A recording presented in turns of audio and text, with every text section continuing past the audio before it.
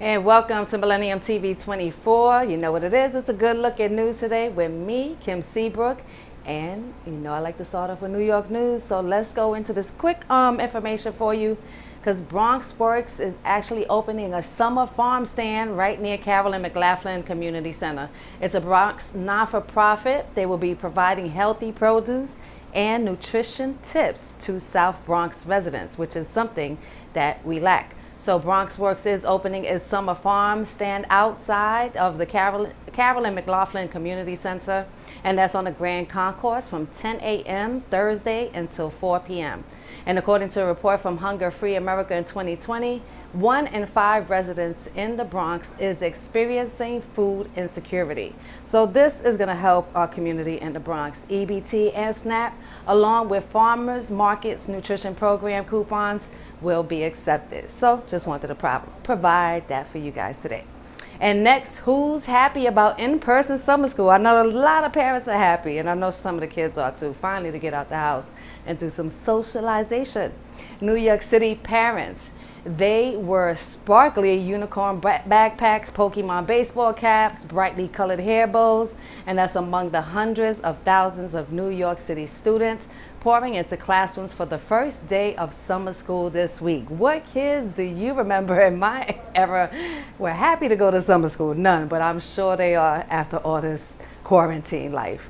It's important for my daughter to get up, get back in the building, and into a structured lifestyle, said Rashida Harris, who sent her child to the site at Tag Young Scholars, a school in East Harlem. She's happy being home alone, but her socialization skills are gone. We've just been home playing video games. And over the past school year, roughly 600,000 of the 1 million students in New York's public schools, the nation's largest system, remained in remote learning, and that was often out of concerns about the health risks of in-person schooling. So now many parents have decided that with the virus rates as low as they have been in months, that now it's finally safe for their children to make a much needed return to classrooms. As a result, New York City's summer school session got off to a bustling start as children began reacquainting with peers and playing academic catch-up in preparation for the fall, when all students will be required to return to class. While last summer's City Learning Program, fully virtual, enrolled 177,000 students, and about 201,000 children are enrolled in this year's in-person program so far. According to City's preliminary numbers, with that possibility, more children could participate. Some principals reported wait lists of over 400 students in recent weeks. And some community-based organizations are coordinating recreational programming scrambled to find sufficient staffing, as did some of the schools after a stressful year for city teachers. I can only imagine. After the year we've had, there aren't as many people who want to work 12 months, said Mark Cannizzaro.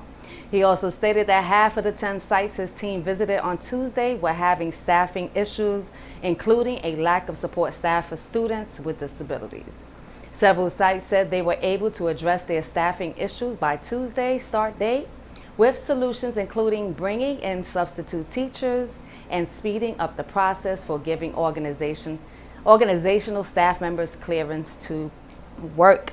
I hope they do get the assistance they need, because that's a lot of kids out here. So let's go into the next one. New York City mayoral race is a sign that Democrats' soft on crime rhetoric isn't resonating. Eric Adams' presumptive victory in the New York City mayoral primary this week could send a signal to the Democratic Party that its rhetoric on crime and policing isn't resonating with many voters on the left. A former New York City police officer, Adams narrowly won the primary on Tuesday after several rounds of ranked choice voting calculations that have been tabulated. And on the night of June 22nd election, Adams had a much more formidable lead as the ranked choice system was used in New York City for the first time this year, in which allowed voters' second and third preference factors into the tabulation. Adams' pro-police platform helped catapult him to the top of the polls in the final stretch of the race, as voters increasingly listed public safety as their top concern. Adams also faced pushback from liberal opponents and progressives in the party for his support of a controversial police tactic called stop and frisk. Yes, that's. But the tactic allows officers to engage people on the street, question, or even search them. But the New York Police Department has faced criticism of abusing the practice and using it to profile people racially in the past, and that is a fact. New York Governor Cuomo, a Democrat, faced such criticism this week, responding to a spike in crime by signing a bill that will allow the state's attorney general to sue gun manufacturers more easily and invest more than $130 million in gun violence reduction programs. Crime in New York City has risen steadily, and Adams' pro-law enforcement message resonated against that backdrop. Crime in the city climbed 22% between May 2020 and May of this year, with the rate of robberies jumping nearly 47% and the rate of shootings spiking 73% in that time period. That is a lot, according to the NYPD. Adams won on a diverse coalition of support that included large numbers of both white and black people without college degrees. He swept every borough of New York City except Manhattan, where former Sanitation Commissioner Catherine Garcia pulled in more support. Yes, and then what do we have next in news? Nicola Vassell opens the first black-owned gallery in New York's Chelsea. Nicola, she is a Jamaican-born international art insider, manages to be both influential and accessible. The inaugural exhibition, Evidence, focuses on photographer and friend Ming Smith's 5-decade career. Rare, vintage, silver gelatin work, and never-before exhibited archival prints that include black and white images from Harlem street scenes to Europe, Senegal, Studio 54, and portraits ranging from Versailles to Grace Jones. Nicola Vassell Gallery is a contemporary art gallery committed to discourse that widens the lens of the history and future of art. Its focus is on developing an intergenerational, cross-disciplinary program of international artists and thinkers. Nicola Vassell is an art dealer and curator. Prior to launching the gallery, Vassell was principal at Concept Nevada, an art consultation and curatorial agency that she founded in 2013, which specialized in exhibitions and debate on cultural phenomena. In 2015, Vassell was appointed curatorial director of the Dean Collection and No Commission, a contemporary family art collection and cultural platform that was developed by Kasim, Swiss Beats, Dean, and Alicia Keys. Vassell has organized several exhibitions, including Dreamweavers, Edge of Chaos, Black Eye, Substration, and No Commission, London, Berlin, Bronx, Shanghai, and Miami. Vassell was a director at Pace Gallery and Deitch Projects, New York, and she is visiting lecturer at Sotheby's Institute of Art. Just wanted to give that black news, and we have some more for you. Harlem's Apollo Theater to open historic expansion next year. So Harlem's most famous venue is about to get bigger for the first time in decades. The Apollo Theater is just months away from opening a new expansion on 125th Street that will include 2 new performance spaces and offices. Let's get that right. Okay. The theater announced just last week, and the plans will include 2 new theaters seating 199 and 99 people each, located on the 3rd and 4th floors of the Victoria Theater redevelopment project. A restoration and expansion of another historic theater just a few doors down from the Apollo on 125th Street. First announced in 2018, the so-called Apollo's Victoria Theater was first slated to open this year, but of course was delayed by the pandemic. Now the expansion is on track to finish by March 2022, and the theater said marking the Apollo's first enlargement since 1934.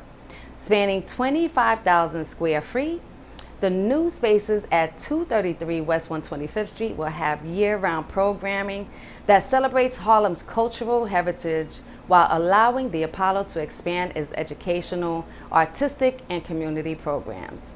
And they will also host local artists and Harlem-based artist organizations, giving them the chance to develop performance work in a professional level theater space. And the Apollo stated that the Victoria Theater's redevelopment is a public-private partnership between the state and local developers. But in 2015, the state began seeking local nonprofits to build out and manage the new venues, and the Apollo was selected. Since then, the non-for-profit theater has raised $3.75 million to help fund the theaters.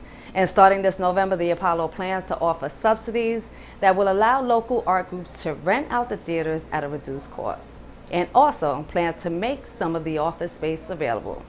Once open, the Victoria will help remedy a lack of theater space in Upper Manhattan and bring in revenue to Harlem by attracting customers that the Apollo hopes to gain. Very, very good. And what do we have next? Whew. Okay, what we're going to do is we're going to go into a commercial break, and we'll be right back. My name is Kim Seabrook, and you are watching Millennium TV 24.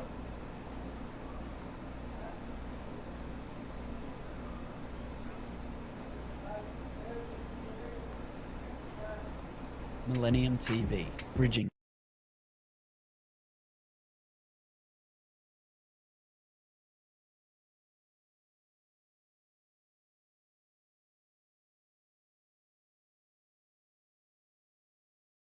Millennium TV, bridging communities worldwide. We broadcast diverse international content from Europe, Asia, Africa, and now right here in the USA. Watch us via Roku on your smart TV. Submit your own content to 1530entertainmentllc@gmail.com. Download the Millennium TV app from the App Store to stream our shows anywhere, anytime.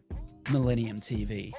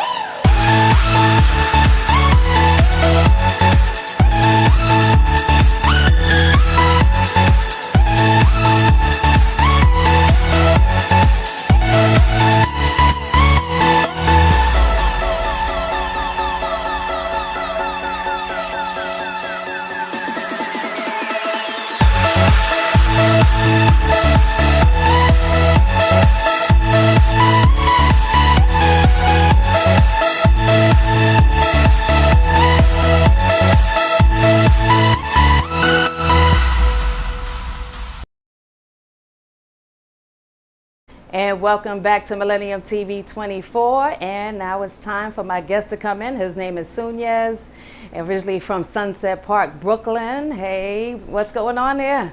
Everything is peace. Good. Thank you so much for tuning in and being here with us. Indeed, indeed. So let's get into a little bit of history. Known as, your real name is Edward Rodriguez, excuse me.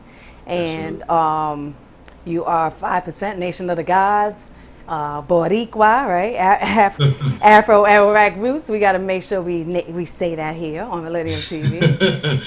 But give us some background, Sunez, on who you are. That pretty much says it all. That's who I am. But what I do is I'm a writer, you know, and all of it kind of comes together because of hip hop. So. Yes. I didn't really take to the elements very well. You know, I tried them all, DJing, MCing. None of those elements were good for me. Okay. So I just started writing, and when I was in college, I went to CUNY's Baruch College, and I started to write at the local newspaper. You know, the school newspaper, right? The Ticker. And I started to realize that magazines were all around the area that I was going to school in. So eventually, as I started to write a column there, other magazines started to read it. People at magazines started to read the column that I was writing. And that was all the way back in 1994, 95. So once that happened, then I got into Vibe, you know, and then I got into other magazines and stuff, you know, and I would just hop to magazine, trying to write what I thought would be the best that I could write, you know, and not every magazine was always into that. So right. I tried every magazine possible, made my own magazines, And it's really the journey of a writer. And in learning how to write, you have to learn how to find out about things. So what happens is that I end up finding out, what are these lyrics about? What are they saying in the lyrics? And that's how I got the knowledge of self. That's how I got to know about the nation of gods and nerds. That's how I got to know about that. And that led me to going to a law school in Mecca in Harlem and getting the knowledge of self. Right. But once I got the knowledge of self, then I was pretty good at teaching it. So I started to teach my own class there. So all these things, they intersect, you know? Mm-hmm. So, and with the school in Harlem, is that the same school, a law school in Mecca? Or is that two different? That's right. That's right. Law school in Mecca. Yeah, and you have a course that's called the Peace Course, which is PEACE. What exactly does that entail? Right. It's I would say it's a lot of us, when we get the knowledge of self, we basically are teaching at-risk youth. That's the way we got the knowledge, and that's the way we give it out, the teachings that we have. So at the school, all the programs at the school are for the youth that voluntarily come in. So I devised a course that was really trying to teach them about the oppressive world that we live in. And so I called it political education, how to deal with the outside world. But also I wanted to teach them about the culture that we were sharing, the culture that we expected them to do all they could to prove it was true, as opposed to just believe it was true. And all of the sciences that we could go into, whether it was diet, whether it was the martial arts, all of these things that were in my curriculum. So I called it political education and civilization enrichment. Okay. And now these are the things that should actually be taught in school, from elementary to high school and also college. I heard you stating that, you know, college just wasn't for you. And is it because it was lacking that information that is what's really needed to motivate you? I completed my college degree, and yet I still say it wasn't for me, because all the things that I really wanted to learn was using the facilities that they had, using their libraries, using the connections that I had with particular professors. But all the things that I wanted to learn, I had to go elsewhere to find it, you know? Right. And because of that, college was a route for me to expand myself, you know? So in my classroom, I want them to use everything as a tool, as opposed to expecting some type of education to give them the gift of a career, because it doesn't really work that way. Right. Absolutely. So now, you know, the name of the school is Allah School in Mecca, and when you hear that, you would think Islam, and you said you're a 5%er. So what are the differences between both, the 5%er and in the fastest way to say it, right? These teachings are rooted from the Nation of Islam, which was not teaching an orthodox Islam, but they were teaching a form of Islam, because Allah, right, was said to come in the person of Master Fard Muhammad. Right? So they dealt with Islam, but Allah was a physical being.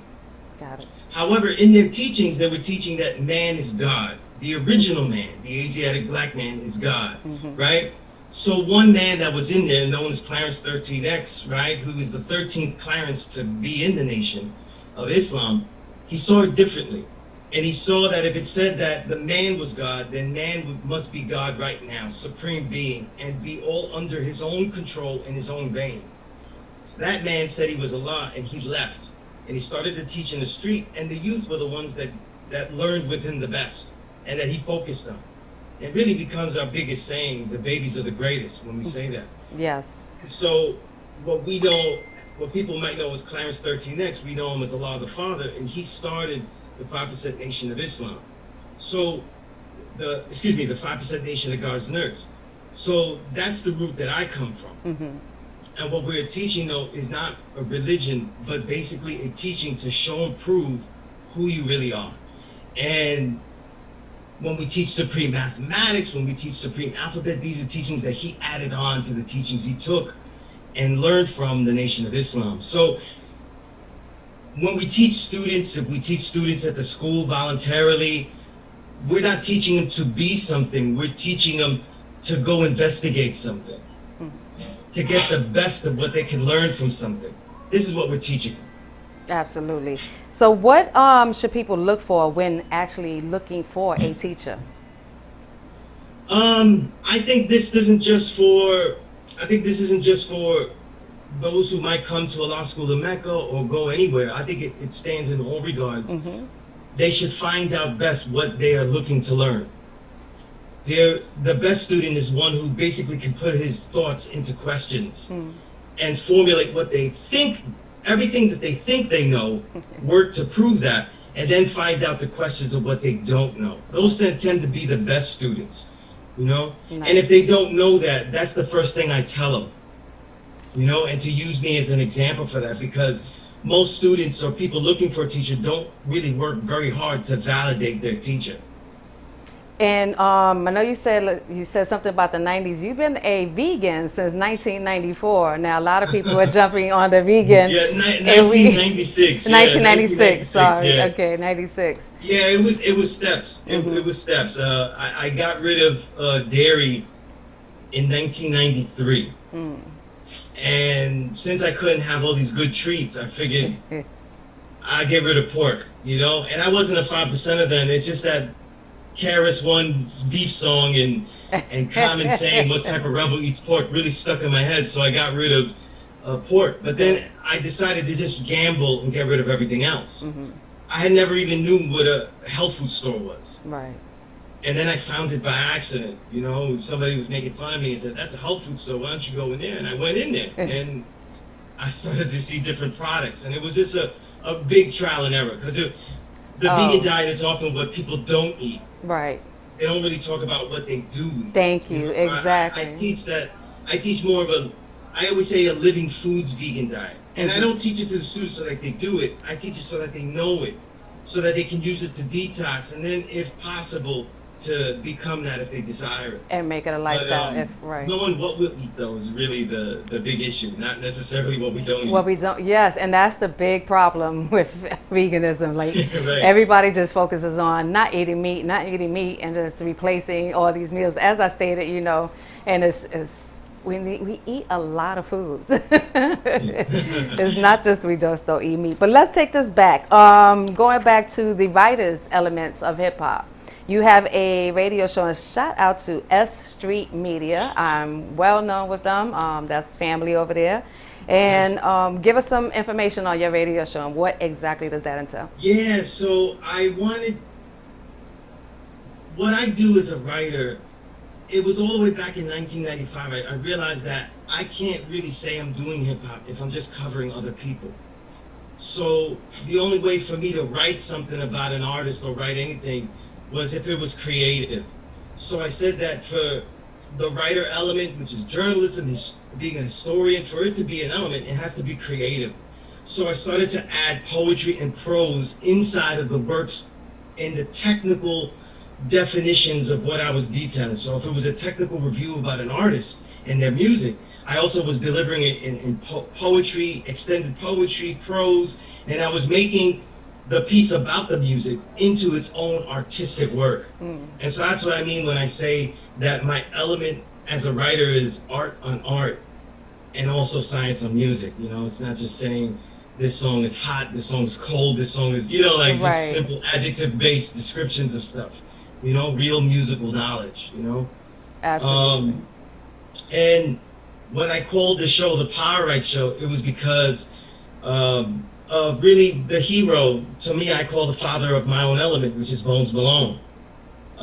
He saw a picture of me and Prince Power, known as Marcano now, of the Leftovers now. And he saw us in the picture and he called us Power Rule and Power Right. Wow. So I named the show the Power Right Show. Okay. And that's how I got its name. Nice, nice. And you're also an author? That's right.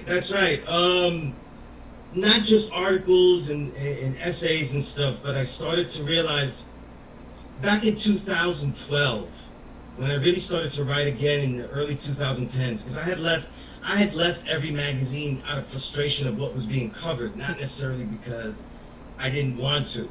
So I started to write my own stuff again. And around 2012, I was at a show, a Spit Gems release party for one of his albums, and I was talking to Napoleon the Legend, I was with FU, I was with all these great MCs, and I'm talking to Sean Price, and everybody's there. So, and I realized it was, all I could describe it was, it's some kind of renaissance here. So I started to call it this era that we're in hip hop and the underground as an invisible renaissance, something people don't know. But because I called it that, I said, I decided to be the one to cover it. So many of the books I'm writing are about that, including the one I have out now, the Filtered Real Essays from the Invisible Renaissance, you know? And this era right now, since 2010, is probably, I would say, the most quantitative amount of quality in hip hop has ever produced.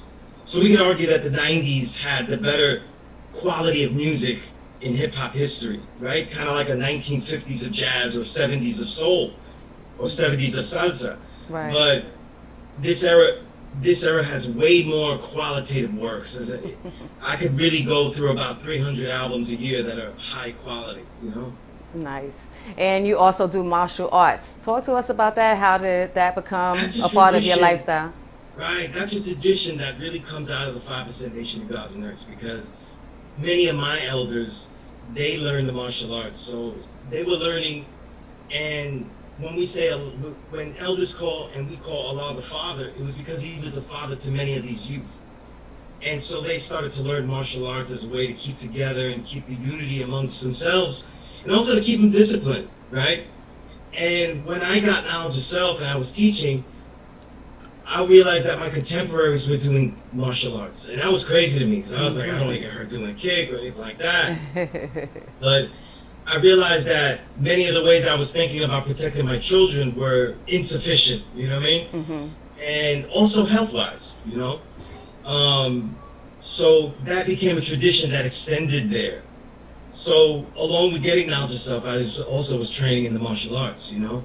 And our C-Gun, Bobby Whitaker, who isn't a 5%er, but really like an honorary 5%er, was the one that taught all of us. Got it. And what he taught us, we extend freely to those that are really willing to learn. All right. And out of everything, you're a writer. You have your radio show. You, again, incorporate all the elements of hip-hop, martial arts. You're a teacher. Out of everything you've done, what has been the most inspiring for you? Not for anybody else, but for yourself. It's difficult to say. You know, we talk about all of these achievements. Martial arts and to me, writing are really grinds. They're things that if I wrote something incredible, mm-hmm. it's because I wrote thousands of pages people didn't see. So I see it differently. Mm-hmm. If I share a clip, it's because there are hundreds of fails prior to that clip, you know? So, yes, I understand. So I keep it simple. And teaching students, it goes to the root of the word education, educare, which means to draw it within. I don't consider myself making a student. You know, they're making themselves, and they were going to be what they were going to be. I just helped along. Absolutely. And so to me, it becomes simple. I think if I think about my greatest achievement, it's just the joy of having children. Because nothing has beaten that, really. Nothing is more amazing than that, you know what I mean? I definitely relate, absolutely. You know what I'm saying? I think at the same time, all of the other stuff is an outgrowth of that, because I don't think I would be a martial artist if I didn't have children. Mm-hmm. You know? I don't think I would have written with this kind of fury if I didn't have children. You know, and try to show them like a different way, like to have a vocation that you actually love. Because I didn't want them to get stuck just doing, you know, pencil pushing, you know, which is literally, as a writer, editor, that's literally I know, that's funny coming out of a writer's mouth, but... Right, yeah, I'm pushing a pencil. That's literally what I would be doing. So I think those, you know, it's hard to encapsulate the joy, you know? Mm-hmm, absolutely. So let them know where they can find your book, and again, where the school is, how can somebody get in contact with you? Right, well, the school, you know, I'm there every Thursday night, so I'll be there this Thursday night. Allah School of Mecca is at 126th Street and 7th Avenue in Harlem. All the trains go there. They're easy, A, B, C, D, 2, 3. And I'm there from 7 p.m. to 10 p.m., you know, so anyone can come during those hours, and however long they can stay, I'll teach them something. I can be found at Sunez, Sunez, on the Instagram, Sunez7, the number 7 on Twitter, or fit in with my honorable name, Edward Sunez Rodriguez, you know, on the Facebook. And If people DM me, they can get my books. I also have an ebook out now, The Real of 2020, and some other stuff. So there's a lot of stuff coming. And they can also get my paperback also from me personally, but also from Amazon. Right, exactly. That's right. Let them know. Amazon. What's the name of the book again? The Filtered Real, Essays from the Invisible Renaissance. Absolutely. That's right. You better sell it. Let's go. You got your time. But time is up, unfortunately, Sunyas. You have been great. A lot of information was definitely provided, and we appreciate your time, your energy, and your space. And we'll definitely be in touch. Thank you so much. Thank you so much. You're welcome, Sunyas. Thank you. Thank you for watching Millennium TV 24. I'm Kim Seabrook. You're taking a good look at news, and we'll be right back.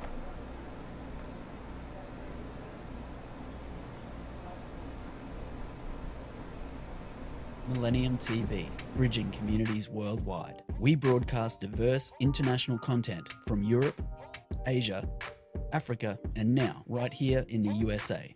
Watch us via Roku on your smart TV. Submit your own content to 1530entertainmentllc@gmail.com. Download the Millennium TV app from the App Store to stream our shows anywhere, anytime. Millennium TV.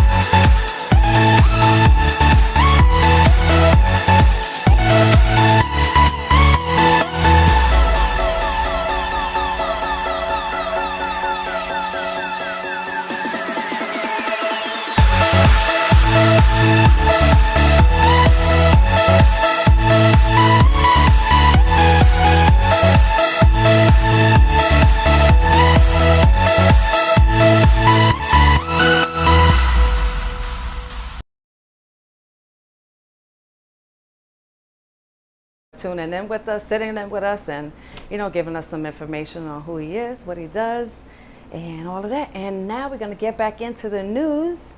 And unfortunately, tears, prayer mark ends to search for Florida condo survivors. A somber moment of silence marked the end of the 2-week search for survivors of a Florida condominium collapse as rescue workers stood at solemn attention and clergy members hugged a line of local officials while many of them sobbed.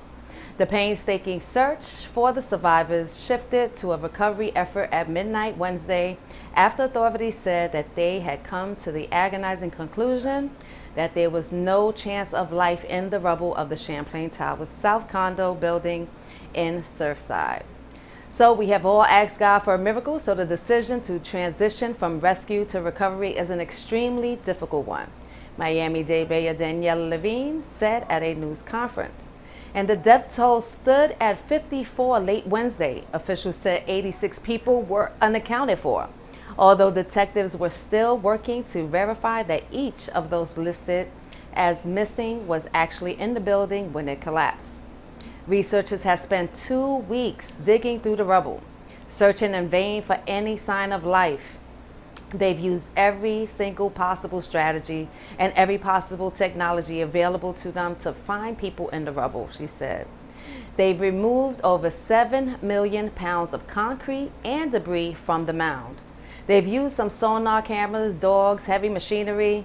They've searched for void spaces and they've searched for the victims. But they ran into a building they were told that could collapse, and they braved fire, smoke, torrential rain, strong winds in the hopes of finding people alive. But after initially hoping for miraculous rescues, families have slowly braced themselves for the news that their relatives did not survive. So for some, what they're telling us is almost a sense of relief when they already know that someone has died and they can just start to put an end to that chapter and start to move on, said Miami-Dade firefighter and paramedic Maggie Castro, who was updated families daily. Authorities are launching a grand jury investigation into the collapse, and at least 6 lawsuits have been filed by Champlain Towers families.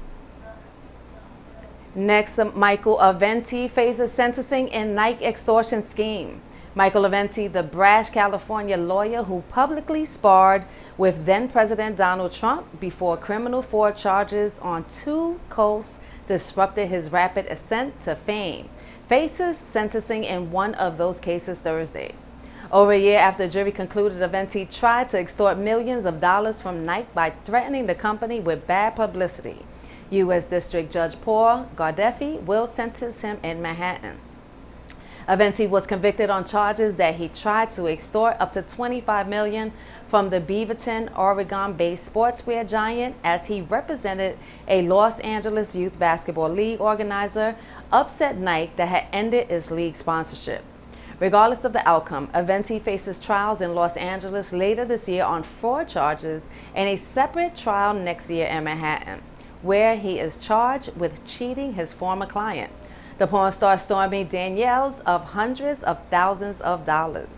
And in a victim impact statement, Nike's lawyer said Aventi did considerable harm to the company by falsely trying to link it to a scandal in which bribes were paid to the families of NBA-bound college basketball players to steer them to powerhouse programs.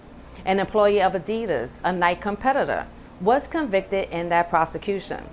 The lawyer said Aventi threatened to do billions of dollars of damage to Nike and then falsely tweeted that criminal conduct at Nike reached the highest levels. Aventi's former client, Gary Franklin Jr., said in a statement submitted by the prosecutors that Aventi's action had devastated me financially, professionally, and emotionally. Franklin was expected in court this Thursday. And next, Purdue farmer exit plan gains steam with okay for more states. OxyContin maker Purdue Farmers plan to reorganize into a new entity that helps combat the U.S. opioid epidemic got a big boost as 15 states that had previously opposed the new business model now support it. The agreement from multiple state attorneys general, including those who had most aggressively opposed Purdue's original statement proposal, was disclosed late Wednesday night in a filing in U.S. bankruptcy court, and that was in White Plains, New York. It followed weeks of intense mediations that resulted in changes to Purdue's original exit plan. The new settlement terms call for Purdue to make tens of millions of internal documents public, a step several attorneys generals, including those from Massachusetts and New York, had demanded as a way to hold the company accountable. Attorneys general for both states were among those who agreed to the new plan, joining about half the states that had previously approved it. In a statement Thursday, New York Attorney General Letitia James said that the deal is not perfect, but will help deal with the crisis. We'll be able to more quickly invest these funds in prevention, education, and treatment programs. And we can actually put an end to the delays in legal maneuvering that could possibly continue for years and across multiple continents, she said. The attorneys generals who had opposed the plan said that they didn't like the idea of having to rely on profits from the continued sale of prescription painkillers to combat the opioid epidemic. The revised deal lets states and local governments opt out of receiving those funds. Attorneys general also said that the deal didn't do enough to hold Sackler family members accountable or to even make public documents that could help explain the company's role in this crisis. Last year, the company pleaded guilty to federal criminal charges and agreed to pay $225 million to the federal government. And in a separate civil settlement announced at the same time, Sackler family members agreed to pay the federal government $225 million while admitting no wrongdoing. The opioid crisis includes overdoses involving prescription drugs as well as illegal ones such as heroin and fentanyl. Purdue's bankruptcy case is the highest profile piece of complicated nationwide litigation against drug makers, distribution companies, and pharmacies. But trials against other companies in the industry are also playing out in California, New York, West Virginia, and negotiations are continuing to settle many of these claims. Next, U.S. jobless claims tick up to 373,000 from a pandemic low. The number of Americans filing for unemployment benefits rose slightly last week, even while the economy and the job market appear to be rebounding from the coronavirus recession with sustained energy. And Thursday's report from the Labor Department showed that the jobless claims increased by 2,000 from the previous week to 373,000. Weekly applications, which generally track the pace of layoffs, have fallen steadily this year from more than 900,000 at the start of the year. The 4-week average of applications, which smooths out week-to-week volatility, is now 394,500,000, the lowest such level since the pandemic erupted in March of last year. The rollout of vaccinations is driving a potent economy recovery as businesses reopen, employers struggle to fill jobs, and consumers emerge from months of lockdown to travel, shop, and spend at restaurants, bars, and retailers and entertainment venues. But many states, though, have dropped the federal aid, responding to complaints that the generous benefits were discouraging some of the unemployed from seeking work. A total of 26 states plan to end the $300 a week federal benefit before it ends nationally on September 6th. Most of those states will also cut off federal assistance to the self-employed, gig workers, and people who have been out of work for more than 6 months. But still, many factors other than the enhanced federal jobless benefits are thought to have contributed to the shortage of people seeking work again.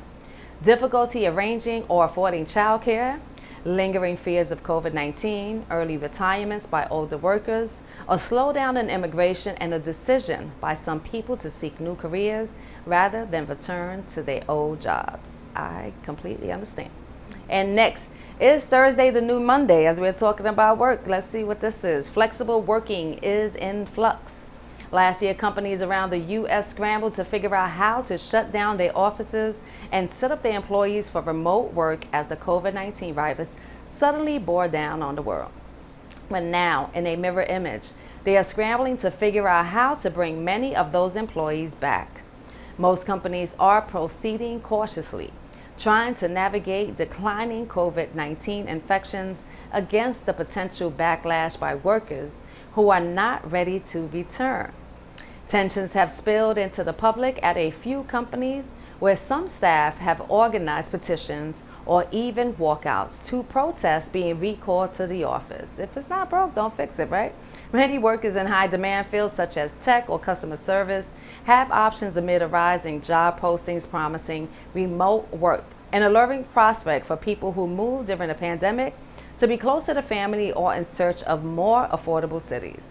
Riccobono said he can't wait to get his 100 corporate staffers back to the office in Manhattan's Soho neighborhood because he believes that the productivity and morale are higher that way. Starting in September, the company will require those employees to report to the office Mondays, Wednesdays, and Thursdays on the hopes that the flexibility of a hybrid schedule will keep everyone happy. And many others are similarly introducing a gradual return. Companies like Amazon and automakers, Ford and General Motors have promised to adopt a hybrid approach permanently for their office staff, responding to internal and public surveys showing an overwhelming preference for work from home options. But implementing a hybrid workplace can be a headache for some, from identifying which roles are most conducive to remote work to deciding which days of the week employees need to be in the office. So there are client meetings that they need to consider, and some business leaders argue newer employees need more face time as they begin their careers or start new at the company.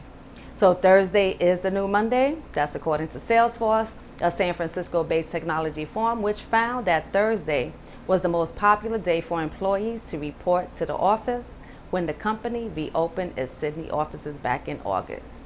Riccobono, on the other hand, insists employees show up on Mondays to get organized and set the tone for the week.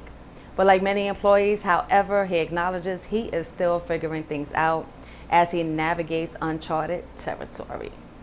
But we will revisit in January, and we will see how things work out. Next, woman dies in tearing an artery on a roller coaster at Ohio theme park. An autopsy of a woman has explained the mysterious conditions surrounding her death after riding a roller coaster in Indiana. Dawn Jankovic, she was 48, from Brunswick, Ohio, went on the Voyager roller coaster at Holiday World and Splashing Safari. When the ride ended, she was found unconscious after being given emergency care at the park and taken urgently for care at the local hospital. She was later pronounced dead. Her cause of death was unknown until the Du Bois County Coroner's report on July 7th. Katie Schnuck, the county coroner, delivered the news that Ms. Jankovic had died of severe internal bleeding, artery tears, and the impact of the roller coaster. They believe that the ride caused damage to Ms. Jankovic's right internal thoracic artery, which led to quick blood loss. However, the ride was not faulty. As Ms. Shuck said, the death had nothing to do with the ride itself. She said it basically was the force. It was just a reaction her body had from riding the ride. It had nothing to do with a malfunction or anything as far as the safety and anything of that kind. So Ms. Jankovic's death therefore was ruled an accident. Following her admission to the hospital on June 6th, the ride was checked and then remained closed out of respect for the family. It was determined that the ride operated as it was intended to. A representative from Holiday World and Splashing Safari said the ride remained closed for the evening out of respect for the family. And on Wednesday, the theme park also spokesperson Sabrina Jones once again expressed sympathy for Ms. Jankovic and her family. Our hearts continue to go out to Dawn's family, friends, and all of those who have been impacted by her loss. The well-being of our guests and team members is our #1 concern every day. And next, Haiti's future uncertain after brazen slaying of president.